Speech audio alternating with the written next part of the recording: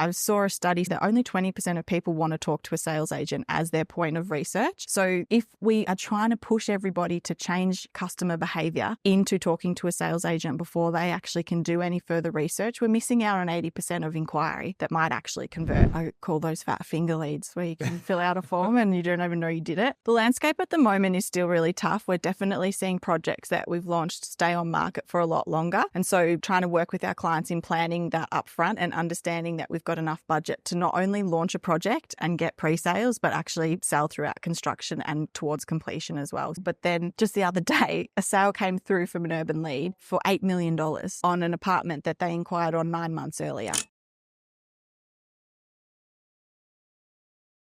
So I'm here with Marilla Akkermans, founder from Equality Media. Great to see you. Hello. Nice to see you, Mike. Well, it's a crazy time out there in the media and marketing landscape, property development. You guys are doing some awesome work. Tell us a bit about what you're seeing out in the landscape right now. The landscape at the moment is still really tough. We're definitely seeing projects that we've launched stay on market for a lot longer. And so trying to work with our clients in planning that upfront and understanding that we've got enough budget to not only launch a project and get pre-sales, but actually sell throughout construction and towards completion as well. So the landscape has definitely changed in that everybody's is staying in market a lot longer. There's less projects coming to market as well. But those developers that put in the effort around marketing, brand, and having a really strong product are killing it. That's interesting. So I think obviously we've had a change with the relationship with the overseas channels and often they would be a big shot in the arm in terms of that first set of sales. And then when the market's hot, a lot of the absorption of the stock into market would happen quickly. That's interesting that you have to stretch it out for longer. A few years ago, would you guys find that it would be more compressed in a short period and then a bit of a trickle? Is that different now? I think, yes, that was traditionally how we would try and plan our media out, was having a look at like our sales target from a customer's perspective. And when I say a customer, I mean our clients and developers. We would look at what they needed to achieve. And yes, sometimes there was a higher percentage of sales that were coming through channels. So retail's job was a lot easier and shorter. I think there is a bit of a fallacy in the market that everything can be sold upfront before construction commences. And so I think it's just more knowledge about it now because there's more stock staying on market for longer. So it is a bit more concerning to our clients because we know that volume is like the devil of getting something sold. It's about exclusivity and scarcity that can drive the market into a purchase at times. Yeah, it's interesting. And because you guys do a lot on the creative side as well as the media, how do you think about changing the creative messaging to try to build that scarcity? Because it is tricky right now, as you say. A lot of the off-the-plan market is driven by don't miss out and it's a bit of FOMO. So how do you replicate that when perhaps they are going to have the opportunity for a bit longer period of time? That part's really hard. And I think the difference, so we are a full service agency, but maybe where it's been different, I think definitely is that we started with media and then went into other services because our clients asked us if we could do it. I also got sick of some creative agencies not listening to the feedback that we give from a performance perspective. So we can do, I guess, from a creative perspective, we can do it two ways. We can do it to try and entice people into the market from that scarcity mindset, but there's also so much opportunity in the space of where people just don't do the basics right. And so really that's how we started with creative, was just taking beautiful brands that had been created by brand studios and brand agencies and then saying this is how we need to try and make it work from an execution perspective because this is what the numbers are telling us and this is what the audience are telling us that resonates with them. So really working back on understanding what consumers are clicking on and what our audience is resonating with, and then how do we bring that back up the line? And when you talk about getting the basics right, what are the key pillars in that execution from your perspective? It sounds so obvious, but getting the basics right is where is it, what is it, and how much does it cost? There's so many ads that we can see from competitors that still don't talk about where an apartment development or a greenfields project might actually be. And there's an assumption that there's more brand awareness out there because you're running conversion ads. Price point is something that people also still want to really qualify themselves with. And I know that that can be a really contentious point because there's a group of us in the industry that think price point is the right thing to put on so people can self-qualify. And then there's another group of people that say, no, I want all the inquiries. I don't care if they've got the budget or not. If I can talk to them, I can convert them. So it just depends on, I guess, which school of thought you're coming from. But we generally find the more that we can try and drive people further down the funnel before a sales team gets to speak to people, they spend their time talking to quality inquiry rather than a volume of inquiry. And I guess because price is one of those aspects where you can allow the consumer to qualify in or qualify out. But we obviously try to do that through our online qualification process with our lead flow within Urban. But a lot of people have a different perspective in terms of whether you should provide brochures and floor plans and things like that before they get to the display. So what do you think about that? Yes. Value exchange and research. And we always say there needs to be a value exchange. And it doesn't have to be that you give everything to a potential purchaser away before they've met with the sales team, but people want to do their own research. I saw a study somewhere that only 20% of people want to talk to a sales agent as their point of research. So if we are trying to push everybody to change customer behavior into talking to a sales agent before they actually can do any further research, we're missing out on 80% of inquiry that might actually convert. So what we can see from a digital footprint is the clients that work with us on a full marketing suite to do EDMs and text messages and a lot of the similar stuff that you do with your leads coming through Urban. Over time, you've got a better conversion rate because not everybody is ready to buy on your terms.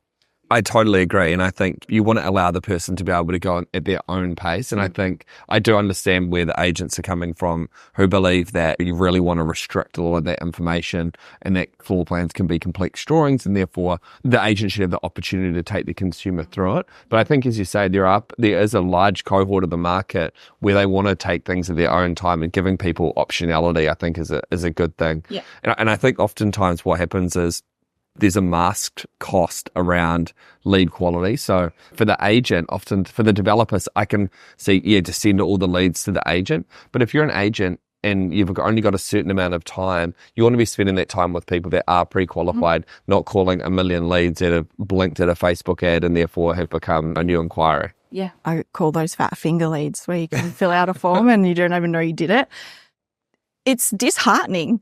It makes everybody distrust a media agency if we're delivering inquiry that is crap at a low cost per lead. The developer thinks, what am I spending my money on? The sales agent thinks, what am I spending my time on? And then they might actually miss an inquiry that is worth a conversation because they're so sick of calling leads and never getting through to somebody. So if we can try and find that right balance, which the feedback generally is that we can, then like everybody's winning because the phone call or that initial contact is just the beginning. We need to know that our sales teams that we collaborate with have got a good appointment funnel coming through, that they have conversations with people to understand what it is that might get them over the line or might restrict them from purchasing, because it is all about relationship. And so the longer period of time you've got with somebody, the better chance you've got of conversion. I totally agree. And I'm curious to know, at what stage do you guys typically get involved with a project and what stage do you like to get involved and how does that look? So we've got a lot of clients that have been with us now for almost the entire time of where I started Equality 6.5 years ago. And so we've got clients that are 6.5 years old with us, and I've got longer relationships with some of our clients from, previous lives. The clients that we have that aren't using us for the first time get us involved much further up the development process, I guess. So we do a lot of work with them in trying to understand who their purchases might be, what is the actual size of the market, what's going to be propensity to purchase for that particular demographic. Price points, we've even helped clients understand what the price point needs to be from a volume perspective to be able to actually sell it. And then they go away and work out if that's a feasible project for them to actually be able to build, essentially. Yeah. They're the clients that we have the most success with because we're working collaboratively together from the beginning. We sometimes can come in a bit late when we're pitching on a new piece of work from a client's perspective, that it's the last thing that most people think about, and we get the dregs of a budget that might have been spent on too many renders or videos that no one's ever going to see, or build costs have been a huge thing that have impacted everybody's feasibility. I think there's still so much unknown about how much money you actually have to invest in advertising to get a sale. And so the funnel we can get so that in your feasibility, you've got the money that it's going to take to actually sell the thing. is where we see the most success. Yeah, we often talk about the sales stack where you've got the first sale you typically make is the easiest one, where it's you've got the core of the product market fit, where it might be someone that lives up the street that it's just the perfect project for them. And as the building gets bigger and the audience gets further and further away, the incremental cost of that sale is often incrementally more expensive. Absolutely. And I think oftentimes a mistake I see marketers and media agency, not you guys, but others make, is that they kind of think about it through the lens of like, well, our cost per sale is basically just the number of sales we've made divided by our overall media and marketing cost. But the reality is that is the segmentation of that process, where it's like if you have a walk-in and effectively a zero marginal cost, those ones further through the process that you really have to earn, and it really relies that high-performance specialist provider like you guys, they're the ones that's where we earn our crust at Urban, and also for you guys at Equality. Yeah.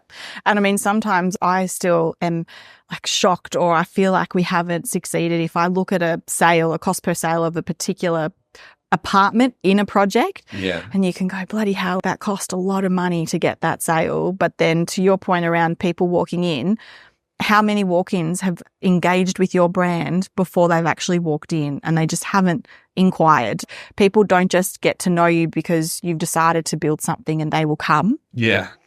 Sure, there's someone next door will come in and talk to somebody else about it and maybe you'll get a sale from that. But there needs to be an investment in awareness, not just in conversion. And so again, clients that understand that brand does mean something and can mean something in the longer term for short-term results, see that as well. Yeah, I totally agree. And I guess the thing that we were kind of touching on there is really like multi-touch customer journey. Yeah. And oftentimes we've kind of been well known for delivering a pay per lead type model. We're actually just rethinking some of that stuff at the moment, because what we're finding is that particularly in the upmarket end, call it over, say, $3 million stock, what we find is the consumers will come and read more news in that segment, but they're less inclined to inquire directly through our platform relative to your mass consumer product at the 600 to 800K mark. Yeah. And so it's trying to figure out, how do we balance the accountability that we like with the leads and the last click, but with the kind of reality of the consumer journey, which is, as you just said, it's kind of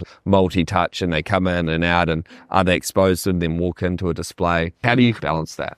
Well, the sales journey can be 18 to 24 months from when somebody first starts thinking about it to actually making a decision. And so it has to be multi-touch point. And we have to have the understanding that I say to clients sometimes, we all think our baby is the most beautiful.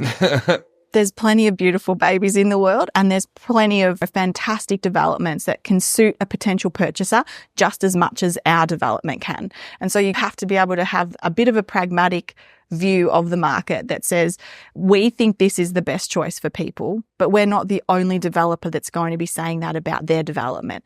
So how do we stay top of mind throughout that cycle and throughout that purchase? So when we've got visibility on it, we can see that a purchaser will have 17 to 25 touch points with a brand in that cycle of where they first inquire through to purchase. Often they can have 3 or 4 inquiry points as well, that they've inquired 6 months earlier, forgotten that they've done it, and then they come back, inquire on something else. And so we love to be able to understand what that journey is and how they engage with touch points of re-engaging on an ad or opening an EDM, any really digital footprint that we can see and track. We want to understand what it is that's driving them to that end action. So when we have a look, we know that people will inquire more than once, and we know that they'll see ads across multiple platforms because that's the research process that takes place. So when we have that visibility, we can attribute sales not just to last click, but to that whole journey. Yeah, I totally agree. And I think so much of it is about the overall ecosystem trying to open up more data to be more accountable. And I think we're certainly on that journey thinking through how do we demonstrate both to media agencies as well as our end customers being the developers, how do we communicate to them really effectively the influence we're having at varying stages, whether it's a user reading an article or it's easy if they've made an inquiry through the platform, but we create deliberate friction in that inquiry process to pre-qualify it to make sure that the agents are spending their time on those leads that are most qualified. Yeah. And to your point about the $3 million kind of plus market before, we've got clients that will have campaigns, say with Urban as an example, where over the campaign period, we might not necessarily see a sale, but then just the other day, a sale came through from an Urban lead for $8 million. on an apartment that they inquired on 9 months earlier. Yeah. Now, when you look at how much money we can spend on advertising, and then when you go, okay, so let's say we spent 20 grand with you on that package, right? For example, and then you get an $8 million sale 9 months later, the return on ad spend on that, like you can't kind of calculate it, because you say, how much would you spend on if I could come to you today with somebody who had $8 million to buy an apartment, what would you give me in return? Well, I mean, if you look at it, say it was a channel and say it was 4%, 320 grand, maybe. Yeah. So there you go. So I think that can be really hard from your perspective, but also ours sometimes from a media perspective, is when you give somebody a full budget of, you've got 20 things to sell and it's going to cost you this much, hundreds of thousands of dollars. They gawk at the cost because they haven't thought about the actual process. We've just picked up a client actually recently who is as data driven and geeky as I am on this sort of stuff. And they've actually been able to go back to the board to get the amount of money that we've said they're going to need to sell through the project via retail means, because he can see the sense in it. He can see the logic. And so I always laugh with clients and I can say, you told me you've got this many things to sell. I'll tell you how much money it's going to take, and those two things will never meet. Yeah. And we'll find something in the middle but you've got to invest.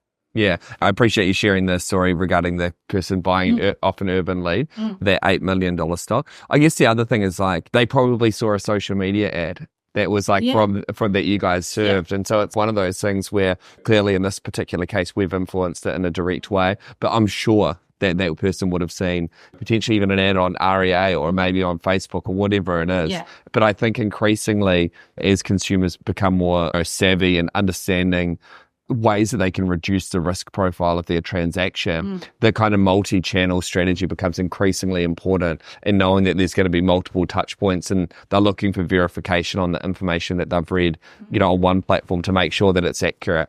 And I think that's an important change that's happened probably over the last couple of years with the multi-platform, multi-channel based strategy. Yeah. I think especially in this market with so many developers and builders going into liquidation or no longer existing, I think the number for last year was like something over 6,000 businesses in the category didn't exist anymore. There is a need to authenticate your legitimacy in the market as a strong developer who has the runs on the boards and the security that they're going to be able to deliver what they're saying they're going to. And how do you approach that? How do you guys think about that? Because I know you guys work with some epic clients, and I had Johnny Marr in here the other day and we were talking about, and he was singing your praises. And I know that's a key part of your strategy, is really communicating that value prop of what's the developer done before. And it's obviously the core of what we're trying to do with Urban. But how do you think about it? I love John. Just as a, well, I was going to say bro fest, but it's not, but I'll be a bro. It's all about understanding that you have more than one ad for 3 seconds to communicate messages to audiences. So we really try to help build a brand through email and I guess really direct one-on-one communication for our clients, but still always understanding that person has come because they're interested in a product. So how does your brand, your overarching brand, relate to the product that they're interested in? And what's the benefit of them being able to understand who you are through previous projects or through testimonial? Again, another one of my catch cries is always word of mouth is going to be your best marketing source. Yeah. We can help create word of mouth for you with tapping into your purchaser base and talking to people about why they love developing or why they loved your development, why they've loved working with you. The clients that still have some sort of touch point or communication with their potential purchasers as well always have a higher conversion rate because it gives a face to a brand. I know that's not possible for everybody, but everybody loves to feel important. And it is, again, it's about that human connection that you go, my God, Michael Piccolo or Tim from Carpe has actually come and spoken to me and they made time for me. This is the type of person that I want to be trusting with my largest investment. Yeah, exactly. And you mentioned a couple of like heavy hitters there. Who do you think who are some of the best property marketing people right now in the development community? I'm really proud that I get to work with Michael Piccolo. And I think from the development size that he develops, everybody looks to what Michael is doing as the line in the sand, essentially, because he creates a beautiful product and he thinks about every single detail that that purchaser might want in their home. He knows when he has to be firm around design efficacy versus customization, and he just creates beautiful, beautiful product. One day I hope that I can catch up to actually buy into a Piccolo project. Carpe are another client of ours that have been with us for a really long time, and working with Tim and Stuart, they really understand who their purchaser is. And both Piccolo and Carpe work in that downsizer market, which I think is where we know there's depth in the market at the moment, and being able to understand the market as a whole downsizer, because really a downsizer can have a budget of $1 million plus. Yeah. Yeah. So understanding who those purchasers are at those different price points and how you need to connect and relate to them. I mean, we've got brilliant clients. Time and Place are doing superb projects as well and have a huge appetite for growth and to be doing things differently from a development space. We have tried to be discerning around who we're working with, that it needs to be the right fit from like a culture and a collaboration perspective. So I really can sort of say hand on heart that the clients that we work with, I think they're all doing brilliant things in the space. Well, Marilla, I think you're doing brilliant things in the space as well. And if I had a project, certainly you guys would be one of the people I'd be thinking about using for sure. I think it's about being independent, focused on the data and being realistic with the last click, first click, multi-touch situations. And I think a lot of people aren't really thinking about that relationship in the way that you guys do. And I think, certainly one of the market leaders here. So thank you for coming and having a chat to us.